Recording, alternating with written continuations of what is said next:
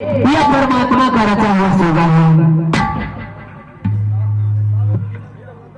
त्याचा दुपारी आई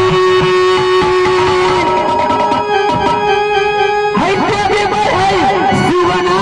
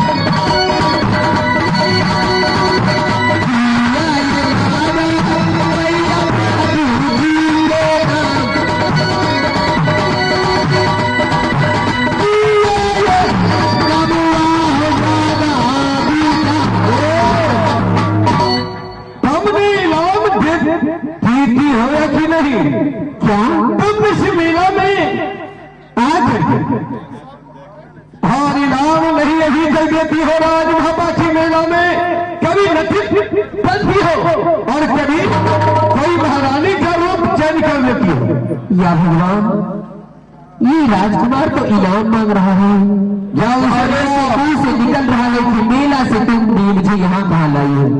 तुम नटीन हो महाराज, मैं नटीन नहीं हूँ, किसी मेला में नहीं है। आप किस जगह है उस जगह को पहचानिए। क्या कौन सी जगह है? ये कर्नाटक है। क्या कर्नाटक है? हाँ हाँ। मैं यहाँ कैसे आ गया? मुझे क्या मालूम, यहाँ न तो कोई जात की नटीन है और न कोई बखू, न कोई तो आपको इनाम देने वाले हैं। मैं यहाँ की महारानी हूँ। किसना चनिया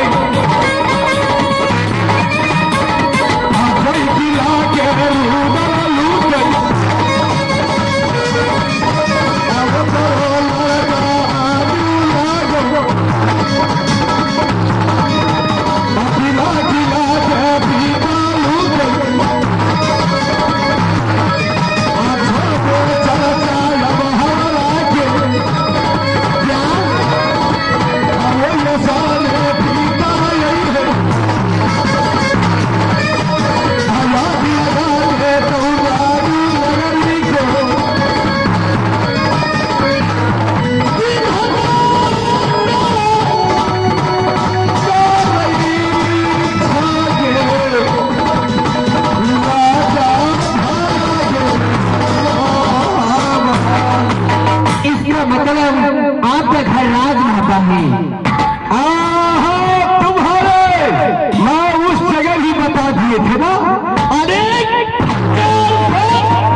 मेरा घर का पूछती हो महाराज राम शादी मैं बार बार कहती हूँ मैं नटी नहीं हूँ, फिर मैं कौन हूँ? रानी हूँ। मैं कहीं आपसे नहीं मिली थी, मैं तो पहली बार आपसे यहाँ मिली हूँ। कचल से खड़ा साल अपा कर मेरा फोन मुझे दे दो, मैं यहाँ पर सिराज महापा चला जाऊंगा। अच्छा तो आप इनाम लेकर के राज महापा जाएंगे। और क्या? लेकिन महाराज इनाम के साथ और तो बात थी। कोई बात नहीं है। चंद्ररेखा के साथ में शादी नहीं महाराज, वो इनाम मैं दूंगी, उसके साथ आपको मुझसे शादी करना होगा। आगे झुलमा बतिया बोला हमारा के ये कोई जुलूम की बात नहीं है।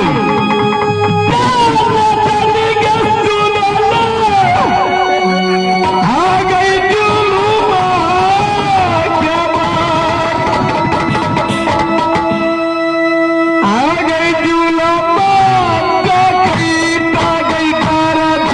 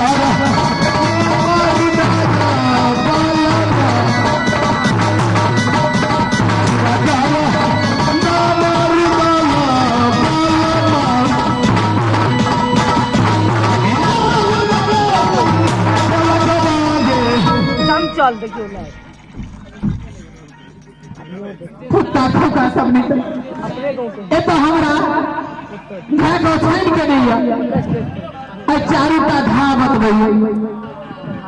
सुनो, मैं शादी नहीं करूंगा। महाराज आपकी गुर्रा भी बड़ी जादू है, मार खाने में बहुत अच्छा लग रहा है। इसी कारण से मैंने तेरा हिस्सा को नाप दिया। अच्छा आप ही हिस्सा को नाप रहे हो? नहीं, तेरा बाप ना था। तेरा बाप पैसा की नाश करके अब तुमसे शादी करेगा।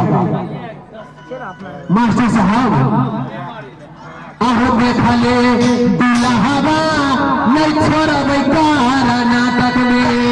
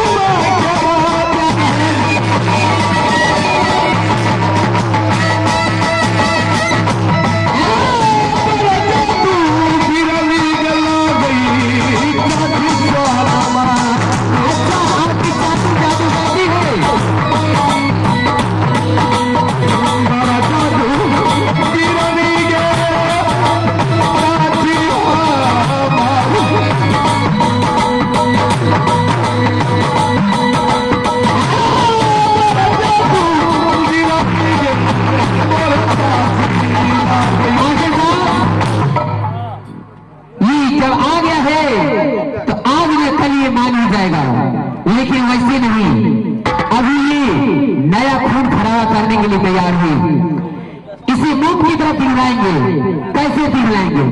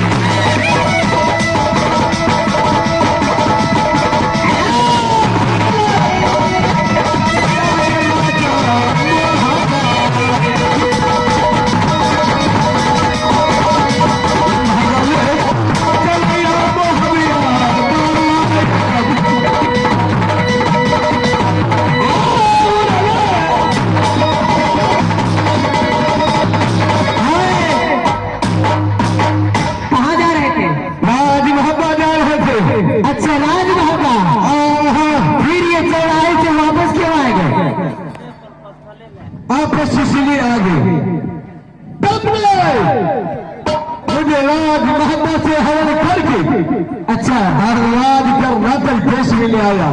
तो ऐसा कीजिए, और तुमने झाड़ू मार मार के मुझे शरीर का फल का हीद करती जा रही हो।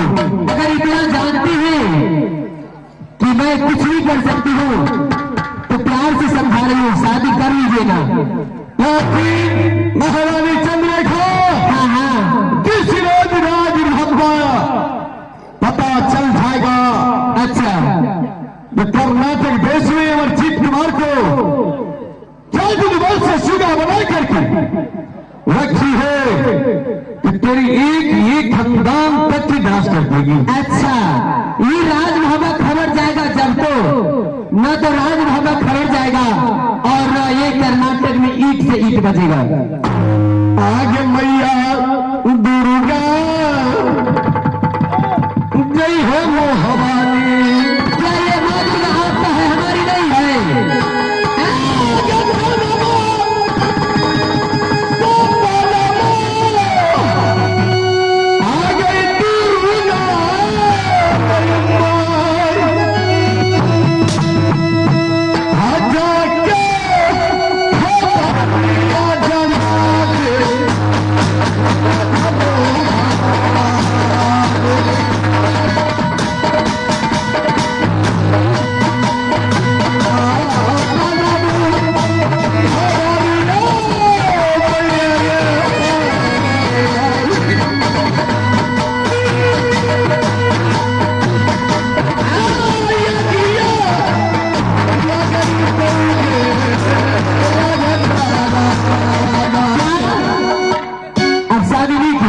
नहीं, थोड़ा सा कर लीजिए ना।